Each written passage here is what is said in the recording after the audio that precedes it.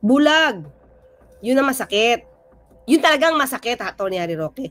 Kapwa mo rin Pilipino, dinudungisan mo rin ang kanilang pagkatao. Patay na nga, di mo pa nirerespeto. Diba? Ulitin natin. Kaya nandiyan dyan yung mga taong yan nagdemanda dahil wala sila makuhang hustisya sa panahon ni dating Pangulong Duterte. Ang ginagawa nyo ngayon strategy is manira kayo sa administrasyon, pero yung kasalanan ng iniidolo nyo, kinakalimutan nyo. Kinakalimutan nyo yung nabiktima ng EJK. Kinakalimutan nyo nung matapang pa si dating Pangulong Duterte. Sinabi niya, papatay siya at pumapatay siya at pumatay siya at nag-uutos pa siyang pumatay. Diba? Sino sinasabi niya yan? At spokesperson ka, hindi ka ba nangingilabot? Diba? Dapat nangingilabot ka as a spokesperson. Yung bossing na binibenta mo, killer. Diba? Tapos binibenta mong presidente, puro joke ang sinasabi. Kaya di na nga nagyata naging seryoso. Diba? O, tapos ngayon, idadamay nyo si Pangulong Marcos Jr. sa kagagawan mismo niya si Tatay Digong nyo. Pilit nyong isinasantabi ang issue na ang ICC ang nag-issue ng valid warrant of arrest. Isinasantabi ninyo yung issue na may mga complainants at witnesses against Duterte. Lagi niyong ipapakita sa taong bayan, kawawa ito, kawawa kasi kinidnap. Kung kinidnap yan, mismong ICC ang magpapadala pabalik sa Pilipinas, kay dating Pangulong Duterte, hindi na mag-i-start ang initial appearance. At hindi na kayo hihingi na interim release.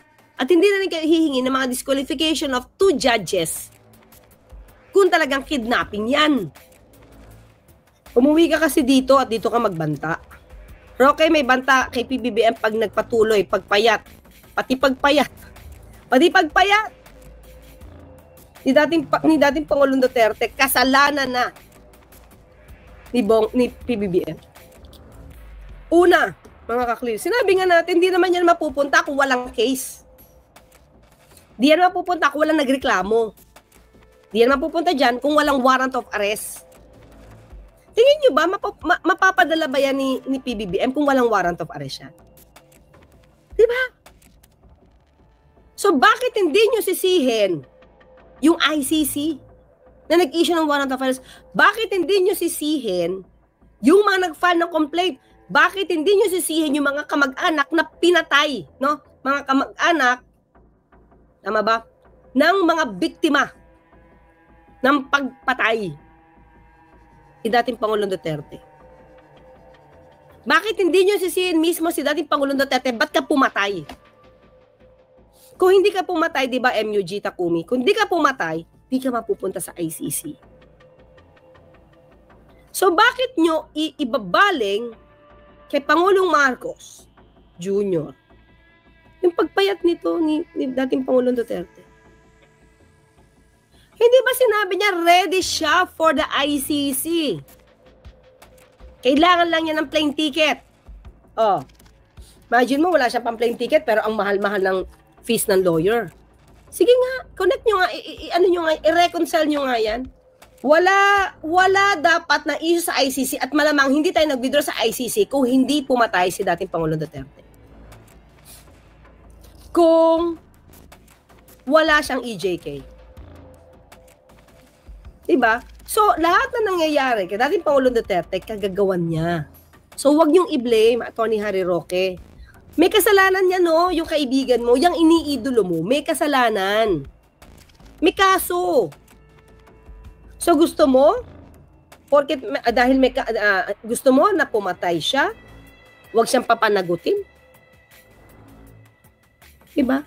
So, bago kayo magalit kay Pangulong Marcos Jr., magalit kayo magalit kayo kay dating Pangulong Duterte So, hindi kayo magagalit, di ba? Kakampi nyo. O sige, doon kayo maggalit sa nag-file ng complaint. Dahil kung wala nag-file ng complaint, walang warrant of arrest. O after that, may nag-file ng complaint, nag-imbestiga. O kanino ka magagalit? Sa prosecutor. Diba? O si prosecutor, nag-imbestiga, nag-rekomenda, dapat masampa ng kaso. So, saan kayo magagalit ngayon? Sa ICC. Sa judges, kasi nag-issue ng valid warrant of arrest. O, diba? Doon kayo mag-i-start. So, dapat marami na kayong unang awayin dahil sa pagpapayat ni dating Pangulong Duterte. Diba? Ang ginagawa nyo ngayon strategy is manira kayo sa administrasyon. Pero yung kasalanan ng iniidolo nyo, kinakalimutan nyo. Kinakalimutan nyo yung nabiktima ng EJK. Kinakalimutan nyo nung matapang pa si dating Pangulong Duterte. Sinabi niya, papatay siya at pumapatay siya at pumatay siya at nag-uutos pa siyang pumatay. Diba? Sino sinasabi niya yan? At spokesperson ka, hindi ka ba nangingilabot? Ha? Dapat nangingilabot ka as a spokesperson. Yung bossing na binibenta mo, killer. Diba? Tapos binibenta mong presidente. Puro joke ang sinasabi. Kaya di na nga nagyata naging seryoso. Diba?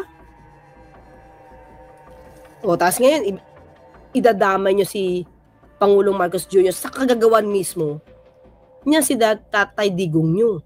Diba? O, umuwi ka kasi dito at dito ka magbanta. Pero alam nyo, ang katunayan yan, ang malungkot, hindi lang nalinabag nga yung karapatang pantao ni Tatay Digong. Pero malungkot, siguro, akala ng mga Marcoses, dahil pinakulong nila si Tatay Digong, magtatagumpay sila sa kanilang kagustuhan. Mga kaklir, ang lakas ng loob magsalita ni Harry Roque patungkol sa karapatang pantao. Diba? Dating human rights lawyer, oo, iba na nga yung definition ng kidnapping eh. Oh, diba? Human rights lawyer dating nagbabanta na ngayon. Mga kaklir, maliwanag. Talking about human rights? Paano yung human rights na pinatay? Hindi naman yung gawagawa, hindi AI, hindi robot yung mga pinatay. Tao, kapwa mo Pilipino. Bakit hindi mo makita yung mga karapatang na-violate ni dating Pangulong Duterte at ng mga kasamahan nyo? Diba? Kasi sinasabi yung pakikidnap, may valid warrant of arrest eh. Pero ginugulo nyo yung utak ng tao para maniwala sa inyo na yung pagpapadala kay dating Pangulong Duterte dito, doon, illegal. Diba? Kaya nga, questionin nyo muna yung warrant of arrest. Bago nyo sabihin, illegal. Nag-issue ng valid mga ka-clear, nag-issue ng valid warrant of arrest ang korte. Inamin ng ICC, unang hearing nila, diba? First appearance or initial appearance. Inisyo nila yung warrant of arrest. So, anong kidnapping doon, Atty. Harry Roque? Alam mo sa sarili mo, lawyer ka, na kapag may valid warrant of arrest, pwedeng arestuhin. Ang ayaw nyo na kasing mangyari is dalhin doon sa ICC si dating Pangulong Duterte kasi ayaw nyo. At hindi nyo matanggap na may valid warrant of arrest. At hindi nyo matanggap na pinadala doon. Dahil alam nyo sa sarili nyo na malakas ang impluwensya nyo before pa. Hanggang ngayon. Malakas ang impluwensya nyo at alam nyo, feeling nyo, hindi kakayanin ng gobyernong ito na ipadala yung akusado sa The Hague. Diba? Yun yung dahilan. Kung ba't kayo nag-aalburot at sinasabi yung kidnapping. Bulag. Yun ang masakit. Yun talagang masakit, Atty. Harry Roque. Kapwa mo rin Pilipino, dinudungisan mo rin ang kanilang pagkatao. Patay na nga, di mo pa nirerespeto. Diba? Ulitin natin. Kaya nandiyan dyan yung mga taong yan nagdemanda dahil wala sila makuhang hustisya sa panahon ni dating Pangulong Duterte. Karapatan nila ang niyurakan. Pinatay. Wala pang kaso, wala pang desisyon, ang korte kung sila guilty o hindi sa ibinibintang patungkol sa illegal na droga, dedo na. Patay na. Ano pang klaseng pagyuyurak ng kanilang karapatang pantao? As compared sa pagpayat ni dating Pangulong Duterte. Diba, Tony Roque? Kinakalimutan yung pilit at gusto nyong burahin sa utak ng mamamayang Pilipino na si dating Pangulong Duterte ay umaming murderer at nag-utos pumatay. Wala yan sa naratibo nyo. Diba? May namatay, may pinatay, may ebidensyang patay. Diba? Naaawa ka kay Pangulong Duterte, dating Pangulong Duterte. Na samantalang ang sinabi ni Elizabeth Zimmerman, okay naman, payat lang kasi may edad na. Pero hindi na siya nag-take regularly ng medicine, wala ng maintenance kasi mukhang okay naman. Diba? Ayaw mo niyan. Baka hindi na nga umiinom ng alak dyan. Diba? Tanong natin. Ito, wala naman akong personal knowledge. Tony Roque. Sino ito makakaalam dito? Si dating Pangulong Duterte ba umiinom ng beer? Alak. Anong oras siya natutulog? Diba? Ano sabi ni VP Sara? Doon dumalaw siya. Okay naman, payat lang. Pero payat na mukhang healthy, sabi niya. Hindi tulad nung malaki pa yun siya na mukhang hindi healthy. So nakita niya yung difference. Ikaw lang ang nagpapalala sa sitwasyon. Diba? Kasi gusto mo lumabas, nakaawa-awa si dating Pangulong Duterte. When in fact, Ma'am Elizabeth and VP Sara, sinabi nilang, okay, payat lang. Diba? Pati si Harry Roque nangangayayat na, payat na rin. Di nga may food diba? So ngayon, ikaw nagbabanta. Sige, tuloy tayo. Wait lang. Video. Nangangayayat, Ayan. Hindi ko alam kung sino nagbabayad ng food niya Siya manatili sa pwesto forever. Marcos Part 2, Marcos forever. Sino bang gusto mo malagay sa posisyon? Kaaga-aga, wala pang 2028, gusto mo na ipasok si VP Sara? Sino ba nang gusto mangamkam ng posisyon? Diba? 2024 pa lang. Diba? 22 o 24, yung nag-start kayo magbangag-bangag. Gusto nyo nang kunin yung posisyon, BBM resign na kayo. Ganong kaaga nyo gustong mamuno? Diba? Gloria Macapagal Arroyo 2.0. Narrative nila yan, sisirain si BBM mula na makitang butas. Yun naman, di ba, ang pangako, di ba, Chess Master? Sisirain ng administrasyon. So, kahit ano na lang ang ibintang dito, gusto nilang ipapaliwala doon sa mga Pilipino, nabubulagan din. Diba? Ayan, diba? Tabingi nga yung mukha ni Atty. Roque. Stress siguro. Pero, diba? Ang sa atin lang, Atty. Roque, wag mo idaan sa paawa. Pumunta ka dun sa... Tanong, totoo bang pumatay si Digong? Umamin siya, di ba? Ilang beses siyang umamin? Nung presidente siya, umamin siya. Sa House, umamin siya. Sa Senado, umamin siya. Ikaw na lang yata hindi naniniwala na murderer si dating Pangulong Duterte. Di ba? Sige. Ay, sana yun.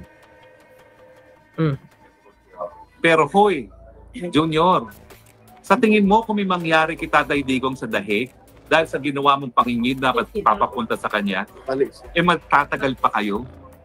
Magdasal ka na tumaba muli si Tatay Digong dahil pag siya'y patuloy na pumayat at may mangyari sa kanya, tapos na ang inyong pamilya. So, ano gagawin mo? Nagbabanta ka rin sa buhay ng mga Marcoses? Pamilya na to, mga kaklira. Pagbabanta ito, ba't sabihin nyo, iba na naman ang interpretasyon. Dapat, yung pagiging matapang mo, dito mo na lang gawin sa Pilipinas. Diba? Huwag kang magtago dyan. Kung nung una, kayo'y nakapunta pa ng Hawaii, baka hindi na kayo makaalis ng Pilipinas at magharumintado na ang Pilipino. Hindi ko sinasabi na gawin niya ng ating mga kapwa Pilipino. Nung pa lang yan, gusto nyo na nga noon pa, BBM resign, PBBM resign. Diba? Sabi mo nga, mag-EDSA ka eh. Ilan lang ba kayo dun? Siyam. Ilang beses nyo nang inattempt? Diba? Ilang beses nyo nang inattempt na siraan si PBBM? Mag-EDSA, power kayo? Pero wala eh. Bakit? Kasi may nakita ang mga tao sa inyo. Murderer, yung isa naman may assassination plot, tapos sumusunod ka pa na nagbabanta din. Diba? Saka, mag-explain muna kayo. Allegedly, hidden wealth nyo. Mas magiging okay kung yan ang pag-uusapan nyo dyan. Pero, hindi imposible yan. Patuhin na kayo ng mga taong bayan. Diba? Hindi ba ito nag-create ng hatred? Sowing hatred. Diba? Laban sa mga Marcoses? Itong ginagawa niya. May nangyari kay Tatay Digong dito sa dahig. Mali kayo kung sa akala ninyo na wala ng problema sa inyo sa pamamagitan ng pagkikidnap nyo papunta ng dahig si Tatay. Ano? Bakit nga ba kinidnap? Ilang beses na, alam mo sa mga totoo lang, ito yun eh. Style to. Tatay Digong, pag may nangyari, pangungot yan sa inyong lahat at sa mga henerasyon na darating ng Marcos, hindi kayo patatawarin ng sambayan ng Pilipino. Naku, paano kaya yun mga ka-clear? Ha? Paano kaya? Wait lang. Oops. Paano kaya yung hindi ma-report na confidential funds? Paano yung 12.3 billion na supposed to be dapat na pinapasori ng COA from the DepEd sa pamumuno ni VP Sara? Yung ba katanggap-tanggap? Ano ang mas...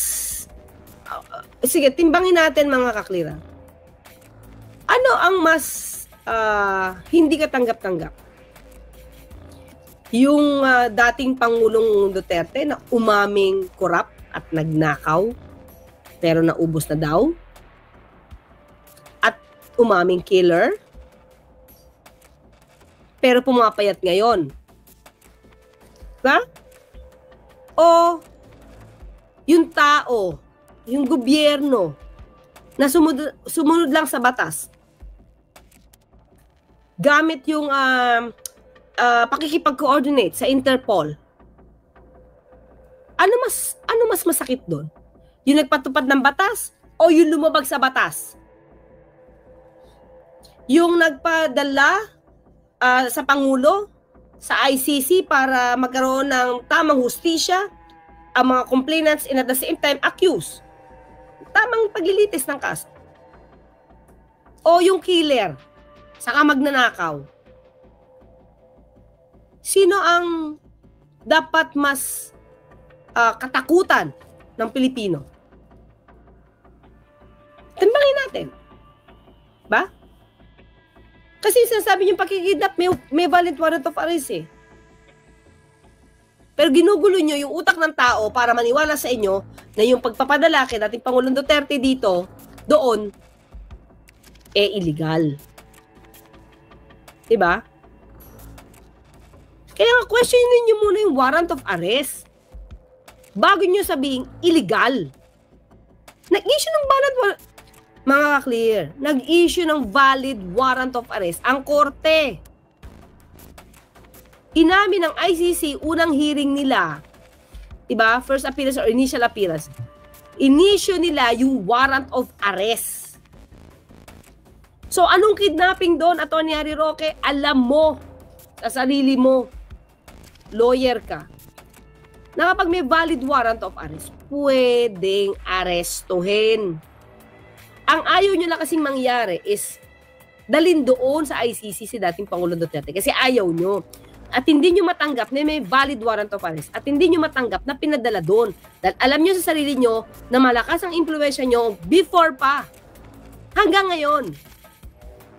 Malakas ang impluwensya nyo at alam nyo, feeling nyo, hindi kakayanin ng gobyernong ito na ipadala yung akusado sa The Hague. Diba? Yun yung dahilan. Kung ba't kayo nag-aalburot at sinasabi yung kidnapping. Diba? Pilit yung isinasantabi ang issue na ang ICC ang nag-issue ng valid warrant of arrest. Isinasantabi ninyo yung issue na may mga complainants at witnesses against Duterte. Lagi niyong ipapakita sa taong bayan, kawawa ito, kawawa kasi kinidnap. Kung kinidnap yan, mismong ICC ang magpapadala pabalik sa Pilipinas. Kit dating Pangulong Duterte, hindi na mag-i-start ang initial appearance. At hindi na kayo hihingi na interim release. At hindi na rin kayo hihingi ng mga disqualification of 2 judges kung talagang kidnapping yan. Hindi ba? Pero ngayon, the problem is, most of the Filipinos na sila lang ang nadidinig, silang pinaniniwalaan. Diba? Pag hindi ka talaga gumamit ng logic at DDS ang dating mo, hindi ka talaga paniniwala sa kung ano ba talaga yung nangyayari. Thank you po, Tato.